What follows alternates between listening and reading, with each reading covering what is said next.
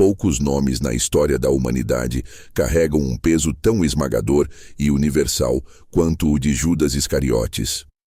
Através dos séculos, essa identificação deixou de ser apenas a de um homem para se tornar um sinônimo absoluto de traição e infâmia. Da literatura de Dante às expressões populares, o nome Judas evoca repulsa, transcendendo fronteiras religiosas e fixando-se no imaginário coletivo como o vilão supremo da narrativa cristã. Por trás do estigma que o tempo solidificou, existe uma figura complexa e intrigante, envolta em mistérios que desafiam nossa compreensão sobre o destino, a política e a própria natureza da redenção humana em um mundo de escolhas difíceis.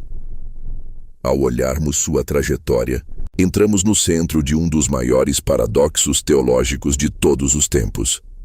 Se a morte de Jesus era necessária e vital para a salvação, que papel Judas realmente desempenhou? Seria ele um vilão movido por ganância ou um peão essencial em um plano divino pré-determinado?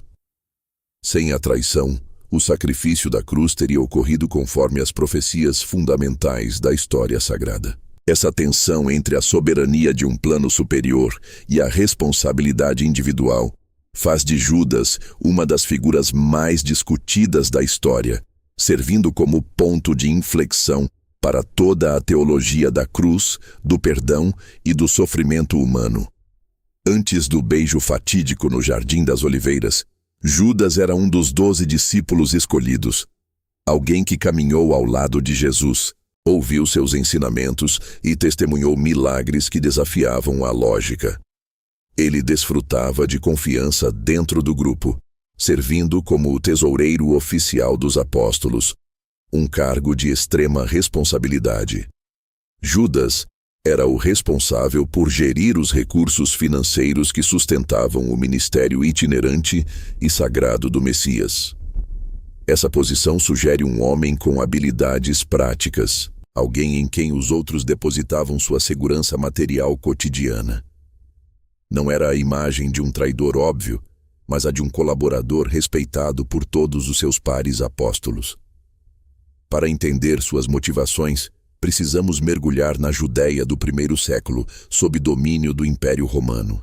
A ocupação gerava humilhação constante, um desejo ardente por libertação nacional e uma esperança inabalável. A expectativa popular por um Messias não era meramente espiritual. Muitos esperavam um líder militar que expulsasse os opressores pela força das armas e pela espada. Nesse cenário de tensão política extrema, as palavras de Jesus sobre amar os inimigos e o reino de Deus não ser deste mundo começaram a colidir com as expectativas daqueles que buscavam uma revolta armada imediata, criando desilusão entre seguidores mais fervorosos e zelosos. O próprio sobrenome Iscariotes oferece pistas sobre sua identidade real. Uma das teorias sugere que derive de Ish-Keriot, indicando que ele era da cidade de Keriote, sendo possivelmente o único apóstolo que não era galileu. Outra hipótese sugere que o termo seja uma corrupção popular da palavra sicários, um grupo radical e violento que buscava a justiça. Os sicários eram conhecidos por carregar adagas escondidas para assassinar colaboradores romanos. Se Judas estivesse ligado a esse movimento, sua visão de Messias seria a de um revolucionário político, e a mansidão de Jesus poderia ter se tornado uma fonte de frustração amarga ao perceber que o Mestre Jesus não lideraria um exército de libertação. Antes de continuarmos, inscreva-se no canal e conte para nós nos comentários de onde você está assistindo. As sementes do conflito entre Judas e o Mestre brotaram em momentos como o de Betânia, onde uma mulher derramou um perfume caríssimo sobre Jesus. Judas protestou, argumentando que o valor deveria ter sido dado aos pobres, revelando uma visão pragmática e financeira. A resposta de Jesus, defendendo o ato e prevendo sua própria partida, marcou uma divergência clara de prioridades. Para Judas, A agenda política parecia pesar mais do que a entrega espiritual, pavimentando o caminho para o Getsêmani através de desentendimentos que logo se tornariam totalmente irreversíveis, amargos e profundamente trágicos em uma narrativa de proporções eternas. A transição da desilusão para a ação concreta se materializou em um acordo sombrio nos corredores do poder religioso. As 30 moedas de prata, o suborno aceito por Judas junto ao Sinédrio, carregavam um simbolismo profundo que ecoava as antigas leis de Israel. Segundo o livro do Êxodo, esse era o preço de compensação pela vida de um escravo ferido. Ao aceitar essa quantia, os líderes religiosos rotulavam Jesus como alguém de valor ínfimo, um servo descartável na engrenagem política da época. Historicamente, acredita-se que fossem ciclos de tiro, moedas de alta pureza, o que hoje equivaleria a uma quantia significativa, mas longe de ser uma fortuna que justificasse uma traição apenas por ganância. O valor era mais um insulto simbólico do que um enriquecimento real, marcando o início de um caminho sem volta. A motivação por trás desse ato permanece como um dos maiores enigmas da psicologia bíblica. Enquanto os evangelhos sugerem que a ganância foi o motor principal, as narrativas de Lucas e João introduzem um elemento espiritual mais denso, afirmando que Satanás entrou nele. Essa influência sugere que a traição foi o ápice de uma guerra espiritual, onde ele se tornou o ponto de ruptura. No entanto, estudiosos modernos propõem uma visão política. Judas talvez estivesse tentando forçar a mão de Jesus. Ao entregá-lo, ele poderia acreditar que o Mestre finalmente manifestaria seu poder divino e destruiria os opressores romanos. Se essa hipótese estiver correta, a traição foi um erro de cálculo catastrófico de um discípulo impaciente com a mansidão de seu mestre, esperando um rei guerreiro onde havia apenas o cordeiro. Essa tensão culminou no silêncio do jardim do Getsêmani. Sob o luar pálido entre as oliveiras retorcidas, o gesto de maior intimidade humana foi transformado no sinal definitivo da entrega. O beijo de Judas não foi apenas um cumprimento, mas uma necessidade logística. Naquela época, Jesus não usava ornamentos que o diferenciassem fisicamente de seus seguidores. Ele se parecia com qualquer outro camponês da Galileia. Para os soldados, em meio à escuridão e ao risco de confusão, a identificação precisa era vital para evitar a fuga do alvo principal. Ao aproximar-se e beijar Jesus, Judas usou o código da amizade para selar um destino de sofrimento, transformando afeto em ferramenta de captura. A resposta de Jesus, tratando-o com uma dignidade que o apóstolo já havia perdido, ecoa como um dos momentos mais lancinantes dessa narrativa. Contudo, o triunfo momentâneo transformou-se em um remorso devastador que consumiu sua alma. Ao ver que Jesus fora condenado à morte, a realidade de seu ato desabou sobre ele como uma montanha de culpa. Judas retornou ao templo, tentando desfazer o que era irreversível. Ele jogou as 30 moedas de prata no chão do santuário, clamando que havia traído sangue inocente. A resposta indiferente dos líderes religiosos, que já haviam obtido o que queriam, selou seu desespero. Ele percebeu, tarde demais, que era apenas uma peça descartável em um jogo de poder muito maior. O dinheiro, que antes representava uma saída, agora queimava em sua consciência como um lembrete eterno de sua falha moral, levando-o a um isolamento mental do qual ele não conseguiu escapar. O fim de Judas é narrado de duas formas distintas, criando um debate que persiste entre teólogos. Mateus relata que ele, tomado pela agonia da culpa, se enforcou em um ato de autopunição. Já o livro de Atos descreve uma cena muito mais visceral. Judas teria caído em um campo e seu corpo teria se rompido, espalhando suas entranhas. O local ficou marcado na história como Akeldama, o campo de sangue.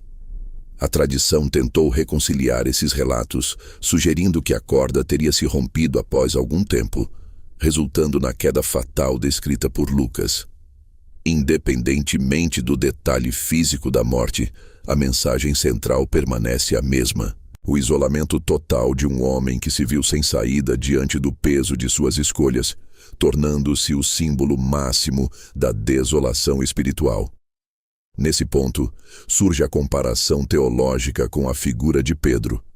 Na mesma noite em que Judas traiu o Mestre, Pedro também falhou, negando Jesus 3 vezes. Ambos eram apóstolos íntimos e ambos falharam severamente em um momento de crise. A diferença fundamental reside na resposta ao fracasso.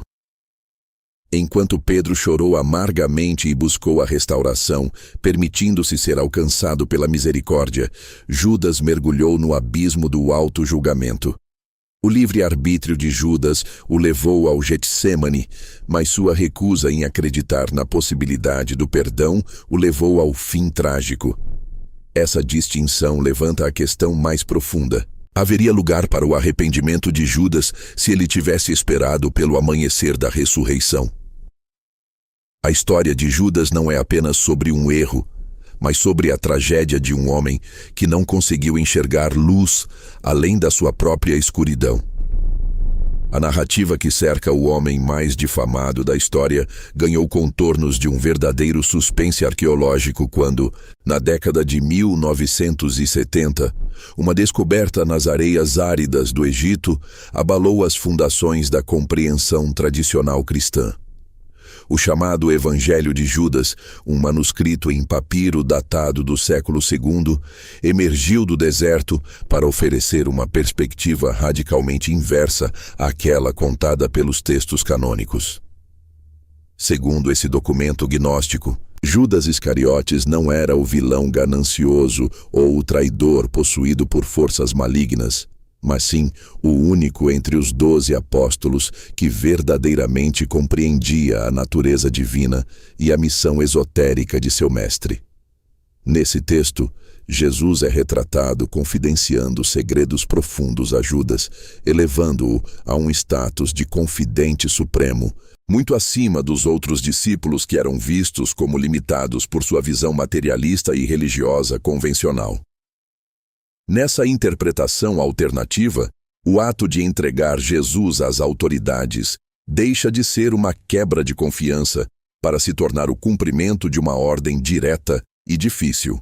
O manuscrito sugere que Jesus teria pedido pessoalmente a Judas que o entregasse para que seu espírito pudesse finalmente ser libertado do cárcere do corpo físico, permitindo a transição para o reino espiritual puro. Sob essa ótica, o sacrifício de Judas teria sido, em certos aspectos, maior do que o do próprio Messias, pois ele aceitou carregar o estigma eterno de traidor e a condenação da humanidade apenas para ser fiel ao plano secreto de seu amigo e mestre. O beijo no Getsêmani, antissímbolo da hipocrisia, passaria a ser um sinal de despedida dolorosa e cumprimento de um dever sagrado, transformando o traidor no herói mais trágico e incompreendido da fé cristã primitiva. Contudo, para os historiadores que buscam raízes mais terrenas na turbulenta Judéia do século I, a motivação de Judas pode ter sido uma mistura amarga de zelo político e desilusão estratégica.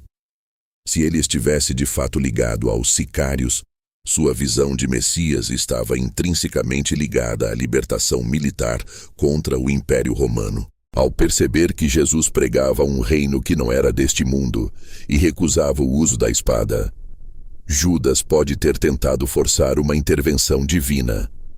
Ao colocar Jesus nas mãos do Sinédrio, ele talvez acreditasse que o mestre não teria outra escolha senão manifestar seu poder celestial e aniquilar os opressores. O trágico equívoco de Judas teria sido tentar moldar a vontade divina aos seus próprios ideais políticos, resultando em uma desolação que o dinheiro dos líderes religiosos jamais poderia compensar. Essa dualidade entre o vilão e o instrumento do destino garantiu a Judas um lugar permanente no imaginário artístico e literário do Ocidente. Na Divina Comédia, Dante Alighieri o colocou no centro mais profundo e gélido do inferno, onde é mastigado perpetuamente por Lúcifer, ao lado de Brutus e Cássio, os traidores de César. Durante séculos, essa representação como a personificação do mal absoluto serviu para reforçar dogmas e até justificar perseguições. No entanto, o cinema e a literatura contemporânea começaram a humanizá-lo, retratando-o como um homem atormentado por dúvidas ideológicas e conflitos de lealdade. Ele deixou de ser um monstro unidimensional para se tornar um espelho das nossas próprias fraquezas humanas, representando a linha tênue entre a convicção profunda e a queda catastrófica. A figura de Judas Iscariotes nos convida a uma reflexão desconfortável sobre nossa própria jornada moral e as escolhas que fazemos diante da pressão. Ele personifica o peso das consequências irreversíveis e a agonia de viver com o remorso de uma falha que ecoa pela eternidade. O paradoxo central de sua existência reside no fato de que, sem sua ação, a narrativa da redenção e do sacrifício na cruz não teria o seu clímax necessário. Para que a luz da ressurreição brilhasse, a sombra da traição precisava se manifestar.